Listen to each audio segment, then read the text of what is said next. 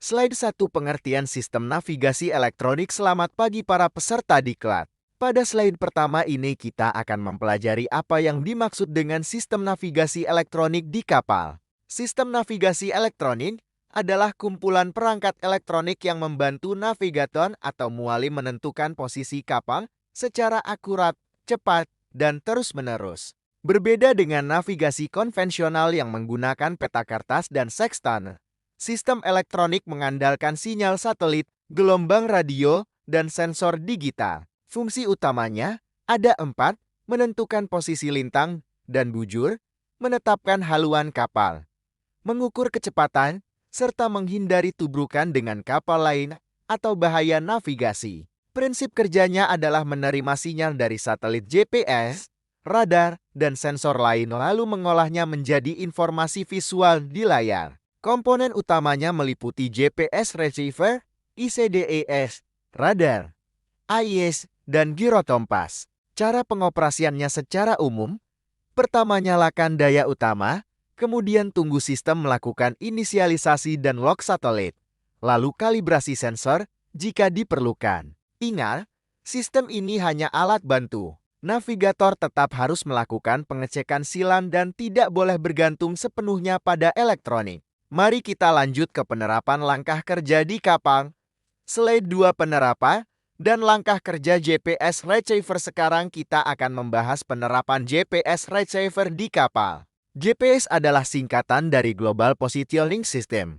Alat ini menerima sinyal dari minimal 4 satelit untuk menghitung posisi kapal dengan akurasi hingga 5 meter. Fungsi utamanya adalah memberikan data lintang, bujur, kecepatan di atas permukaan bumi, speed over ground, dan waktu universal. Prinsip kerjanya menggunakan triangulasi. Jarak ke masing-masing satelit dihitung dari waktu tempuh sinyal. Komponennya sederhana, antena GPS yang dipasang di tempat terbuka, kabel koaksial, dan unit receiver di dalam anjungan. Langkah kerja operasional di kapal. Pertama, persiapan dengan memastikan antena tidak terhalang oleh bangunan atau tiang lain. Kedua, pemeriksaan awal, hidupkan unit receiver, dan lihat indikator jumlah satelit yang terkunci minimal harus 4 satelit. Ketiga, pengoperasian setelah lock diperoleh. Baca posisi pada display. Keempat, pemantauan saat berlayar. Bandingkan posisi GPS dengan posisi dari radar atau sistem lain setiap 15 menit. Kelima, setelah selesai digunakan saat kapal sandar, matikan unit dan catat posisi terakhir di logbook navigasi. Perlu diingat, sinyal GPS bisa terganggu oleh cuaca buruk atau gangguan sengaja, jadi selalu sediakan metode navigasi cadangan. Selanjutnya kita lihat contoh visual dari langkah-langkah ini. Slide 3 narasi visual langkah kerja JEPS. Pada slide ketiga ini, saya akan mendeskripsikan gambar langkah kerja pengoperasian GPS receiver. Gambar pertama menunjukkan seorang teknisi keluar menuju masih atas kapal. Ia membawa kain lembut dan membersihkan antena GPS dari debu laut dan kotoran burung. Ini adalah bagian persiapan. Gambar kedua, teknisi kembali ke anjungan. Menekan tombol daya pada unit GPS receiver. Layar LCD menyala dan menampilkan teks searching satellites. Gambar ketiga, setelah sekitar 2 menit, layar menunjukkan 3D loto dengan jumlah satelit 7 buah. Di sudut layar terlihat koordinat lintang 6 derajat 15 X dan bujur 106 derajat 48 E. Gambar keempat, navigator menuliskan koordinat tersebut ke dalam buku log sambil melihat jam kapal. Seluruh rangkaian gambar ini menunjukkan bahwa prosedur yang sistematis menjamin GPS siap digunakan sebelum kapal bertolak. Pastikan peserta diklat memahami bahwa membersihkan antena adalah langkah kritis karena kotoran dapat mengurangi kekuatan sinyal hingga 30%.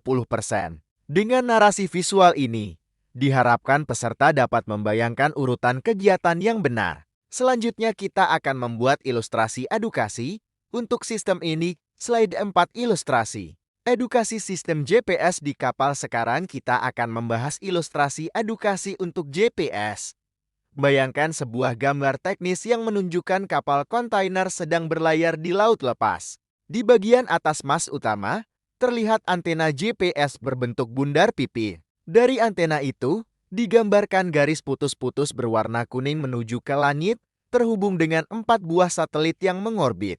Garis sinyal tersebut masuk ke dalam ruang navigasi melalui kabel koaksial yang digambar dengan warna merah. Di dalam ruang navigasi, ada sebuah konsol dengan layar GPS receiver. Layar tersebut menampilkan peta sederhana dan posisi kapal berupa titik berkedip. Selain itu, diagram alir data ditampilkan dari antena receiver processor display. Gaya ilustrasinya adalah teknis maritim, dengan label-label dalam bahasa Indonesia seperti antena GPS, kabel koaksial, unit penerima, layar posisi. Warna dominan biru laut dan abu-abu teknis. Ilustrasi ini membantu peserta diklat memahami hubungan fisik antara komponen satu dengan lainnya. Dengan melihat gambar ini, mereka akan ingat bahwa sistem GPS bukanlah kotak ajaib, melainkan rangkaian komponen yang harus dirawat.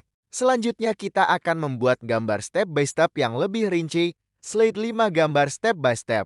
Pengoperasian GPS slide kelima menyajikan gambar langkah demi langkah step by step untuk mengoperasikan GPS.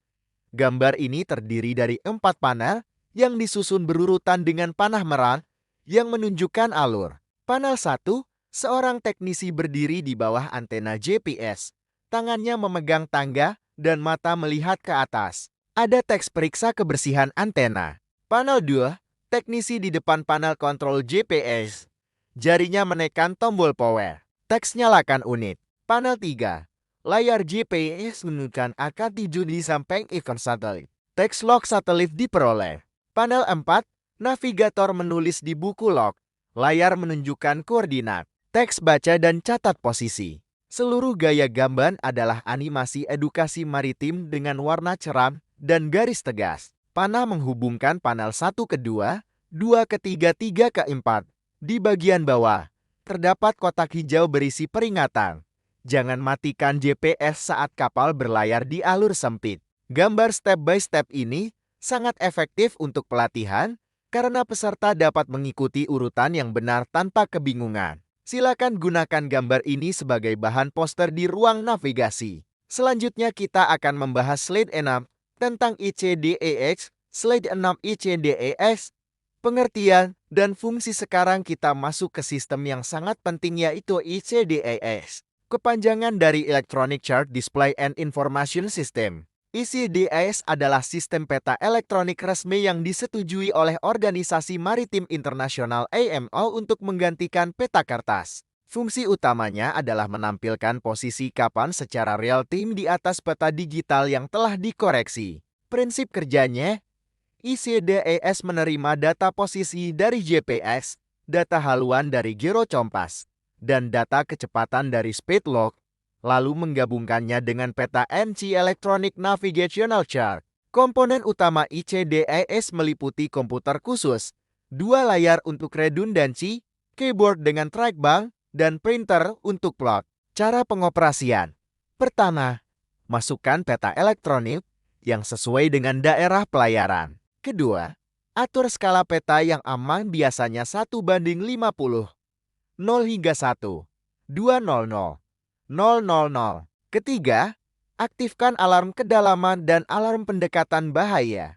Keempat, rencanakan route dengan memasukkan waypoint. Selama berlayar, navigator harus memantau cross-track error XT, yaitu penyimpangan dari jalur yang direncanakan. ICDEX juga merekam trek kapal secara otomatis. Yang perlu diingat, ICDEX hanya sah jika menggunakan peta NC resmi dan diperbarui secara berkala melalui koreksi elektronik. Jangan gunakan peta bajakan, karena bisa menyebabkan kecelakaan. Mari kita lanjut ke penerapan langkah kerja ICDEX di kapal. Slide 7 langkah kerja ICDEX di kapal. Slide ini menjelaskan penerapan ICDEX dalam bentuk prosedur kerja berurutan. Persiapan. Sebelum kapal berlayar, perwira navigasi harus melakukan update peta NC melalui internet atau compact disk yang dikirim oleh lembaga hidrografi. Pastikan semua notes to mariners teraplikasi. Pemeriksaan awal, hidupkan komputer ICDEX. Login dengan user masing-masing. Lalu cek daftar peta yang tersedia dan tanggal koreksi terakhir. Pengoperasian, buka peta daerah pelayaran. Lalu buat rute dengan menekan tombol New Route. Masukkan waypoint satu persatu dari pelabuhan asal ke pelabuhan tujuan. Setelah rute selesai, lakukan pengecekan keamanan rute cek rute untuk melihat apakah ada bahaya atau kedalaman tidak cukup. Jika aman, aktifkan monitoring mode. Pemantauan saat berlayar setiap 15 menit. Periksa posisi kapal pada peta. Perhatikan alarm yang muncul seperti cross-track error atau approaching dan rose point. Jika alarm berbunyi, segera lakukan koreksi haluan. Setelah selesai digunakan kapal sandar, simpan track record ke dalam hard drive eksternal untuk dokumentasi. Lalu logout dari sistem. Jangan mematikan komputer ICDEE jika akan digunakan kembali dalam beberapa jam karena booting memakan waktu. Prosedur ini harus dilatih secara rutin. Selanjutnya kita akan membahas radar bintang. Slide 8 radar, prinsip dan pengoperasian radar adalah singkatan dari Radio Detection and Tracking. Alat ini sangat vital untuk navigasi di malam hari atau cuaca buruk. Pengertian radar, sistem yang memancarkan gelombang radio dan menerima pantulannya dari objek seperti kapal lain, daratan, atau awan hujan. Fungsi utama di kapal, mendeteksi target di sekitar kapal, mengukur jarak dan arah target, serta membantu menghindari tubrukan. Prinsip kerja, antena scanner berputar 360 derajat, memancarkan pulsa gelombang mikro. Pantulan dari target ditangkap kembali, lalu waktu tempuh dikonversi menjadi jarak. Komponen utama radar, antena scanner biasanya di atas anjungan, transceiver yang menghasilkan gelombang, display unit layar, dan panel kontrol berisi knob range, gain, sea clutter, rain clutter, dan tune. Cara pengoperasian. Pertama, pastikan antena bebas hambatan. Kedua, hidupkan dari panel utama, biarkan warm up selama 3 menit. Ketiga, atur range skala sesuai kebutuhan. 6 mil untuk perairan sempit, 12 mil untuk laut terbuka. Keempat, atur gain sensitivitas hingga noise tampak seperti butiran halus, lalu turunkan sedikit. Kelima, atur sea clutter untuk mengurangi pantulan dari gelombang laut. Keenam, tune untuk mendapatkan echo maksimal. Setelah selesai, jangan langsung matikan, tetapi set ke mode standby jika akan digunakan lagi dalam waktu dekat. Radar harus diperiksa setiap hari. Selanjutnya kita akan lihat langkah kerja operasional radar secara rinci. Slide 9 langkah kerja radar dan pemantauan. Sekarang kita rincikan langkah kerja radar di kapal. Persiapan, periksa secara visual bahwa antena radar tidak ada burung bersarang atau kabel longgar. Cek bahwa area putaran antena bebas dari orang atau peralatan. Pemeriksaan awal, hidupkan breaker diode, tekan tombol on pada display. Tunggu indikator standby berubah menjadi transmit. Setelah transmit, perhatikan apakah ada garis baseline yang stabil. Pengoperasian, set range 6 mil, putar knob gain hingga muncul sedikit noise. Lalu turunkan hingga noise hampir hilang. Atur sea clutter perlahan sambil mengamati gelombang laut di layar. Untuk rain clutter, aktifkan jika hujan. Pemantauan saat berlayar setiap 5 menit. Lakukan scan visual pada layar radar. Identifikasi target yang bergerak menggunakan fungsi ARP Automatic Radar Plotting AI dengan mengaktifkan Target Acquisition. Amati data CPA Closest Point of Approach dan TCPA Time to CPA. Jika CPA kurang dari 0,5 mil, segera lakukan manuver. Setelah selesai kapal sandar, matikan transmit dengan menekan tombol standby. Biarkan antena tetap berputar, jika tidak, matikan total. Catat kondisi radar di logbook. Ingat, radar bukan pengganti penglihatan mata, tetapi pelengkap. Selalu gunakan radar bersama dengan AIS dan ICDIAS. Mari kita lanjut ke slide 10 tentang AIS. Identification Stop atas slide 10 membahas SE atau Automatic Identification System. AIS adalah sistem transponder VHF yang secara otomatis mengirim dan menerima data kapal. Pengertiannya, AIS membuat setiap kapal dapat melihat kapal lain di sekitarnya secara elektronik. Fungsi utama, meningkatkan keselamatan navigasi dengan menyediakan identitas, posisi, haluan, kecepatan, dan informasi perjalanan kapal lain. Prinsip kerja, setiap kapal memiliki AIS transponder yang terhubung ke GPS dan giro. Data ini dikirim melalui kanal VHF 87B dan 88 beta secara bergantian. Kapal lain dalam jangkauan biasanya 20-30 mil akan menerima dan menampilkan data tersebut di layar. Komponen utama, AIS Transponder, ANTENA VHF khusus bisa juga dipasang di mast GPS internal, dan display unit atau terintegrasi ke ICD-AIS. Cara pengoperasian. Pertama, masukkan data statis kapal seperti MMSI, nama kapal, kalsiga, dimensi kapal panjang, lebar, dan jenis kapal. Data ini cukup dimasukkan sekali saat instalasi. Kedua, data dinamis seperti posisi, kecepatan, haluan dikirim otomatis. Ketiga, data perjalanan seperti draft, muatan, tujuan, ETA dimasukkan oleh navigator sebelum berlayar. Pengoperasian harian. Nyalakan AIS dari panel. Pastikan indikator TX Transmit berkedip. Pemantauan di layar ICD AIS atau radar. Kapal lain muncul sebagai segitiga atau ikon dengan label MMSI. Perhatikan kapal yang CPA-nya kecil. Setelah selesai di pelabuhan, beberapa regulasi mewajibkan AIS tetap menyala. Namun, jika kapal sandar lama dan tidak bergerak, boleh dimatikan atas izin otoritas pelabuhan. AIS adalah alat hebat, tapi ingat, ada kapal yang sengaja mematikan AIS-nya. Jadi jangan hanya bergantung pada AIS. Selanjutnya kita bahas gyro kompas.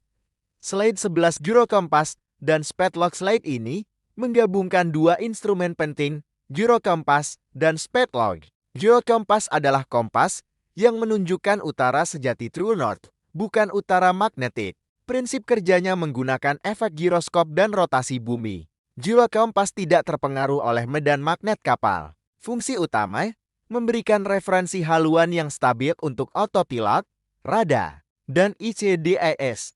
Komponennya, master gyro unit utama, biasanya dipasang di ruang gyro yang stabil suhunya, dan repeater gyro di anjungan, sayap kanan kiri, dan di kemudi. Cara pengoperasian, nyalakan master gyro, lalu butuh waktu settling antara 3 hingga 6 jam untuk mencapai akurasi penuh. Selama settling, bandingkan dengan kompas magnetik.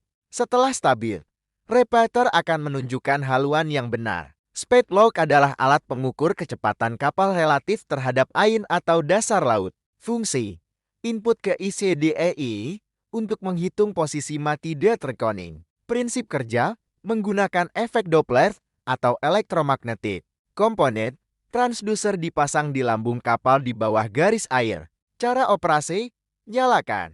Pilih mode SOG Speed Over Ground atau STW Speed Through Water. Bandingkan dengan GPS. Perawatan, bersihkan transducer secara rutin dari lumut. Kedua alat ini harus dikalibrasi secara berkala. Mari kita lanjut ke slide 12 tentang echo sounder. Slide 12 echo sounder, pengukur kedalaman echo sounder atau fathometer adalah alat untuk mengukur kedalaman air di bawah kapal. Pengertian, alat ini memancarkan gelombang suara sonar ke dasar laut dan mengukur waktu pantulan.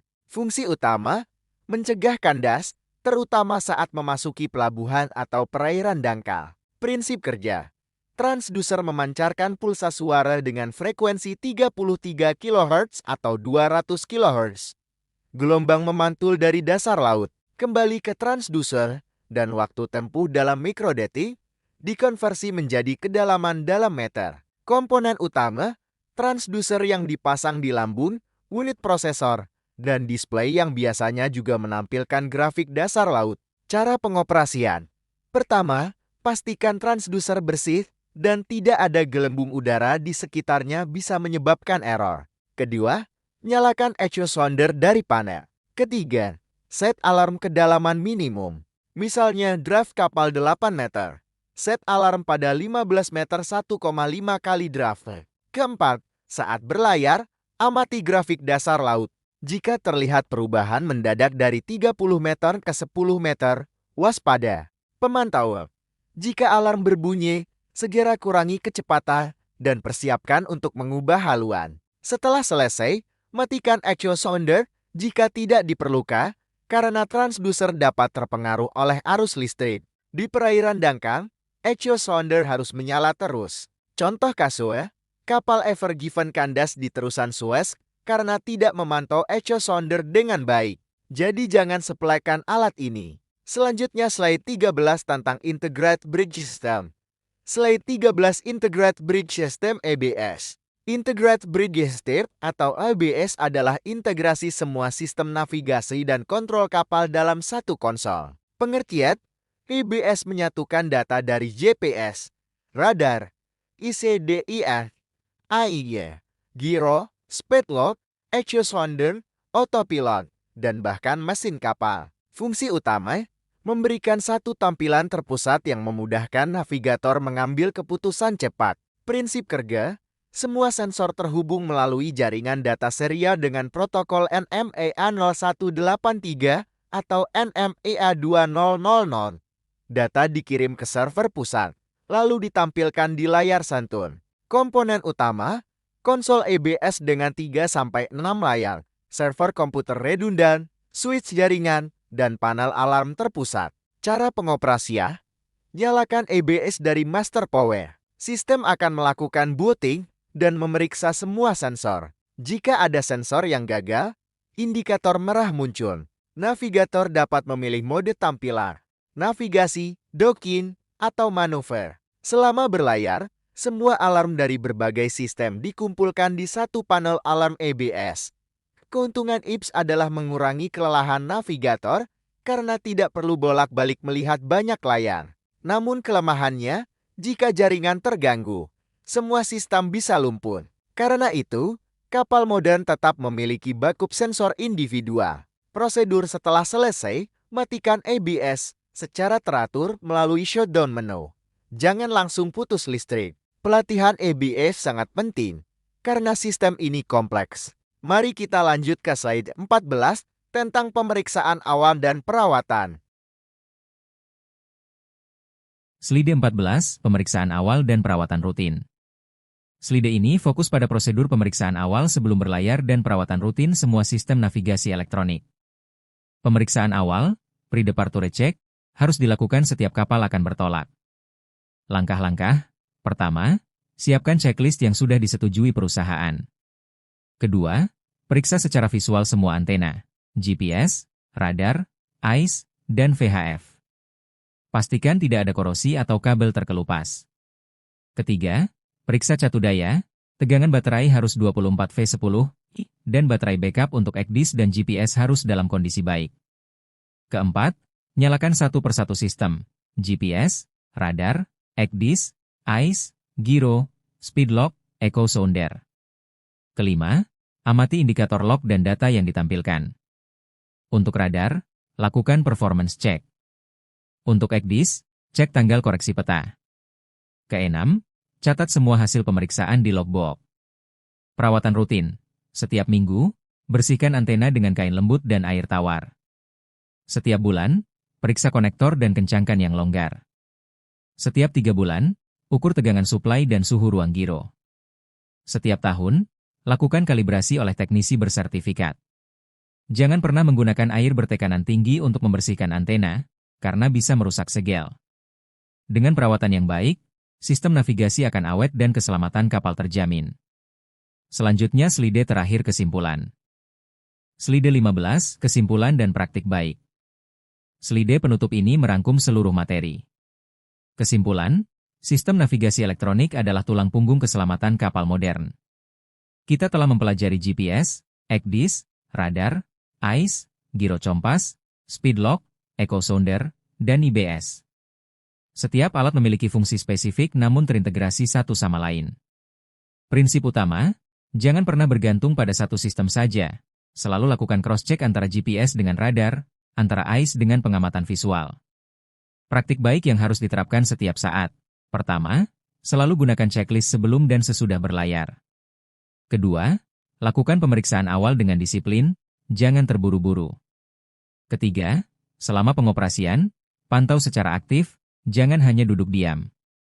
Keempat, respon segera setiap alarm, jangan diabaikan. Kelima, setelah selesai, dokumentasikan semua kejadian dan kondisi sistem. Selain itu, update pengetahuan secara teratur karena teknologi navigasi terus berkembang. Ikuti pelatihan rutin dan simulasikan kondisi darurat seperti kegagalan GPS atau layar ekdis mati. Ingatlah bahwa meskipun canggih, sistem elektronik bisa gagal karena petir, air laut, atau kesalahan manusia. Siapkan peta kertas dan sextant sebagai cadangan. Terakhir, saya harap setelah diklat ini, saudara semua dapat mengoperasikan sistem navigasi elektronik dengan lebih percaya diri, aman, dan profesional. Terima kasih atas perhatiannya. Mari kita buka sesi tanya jawab.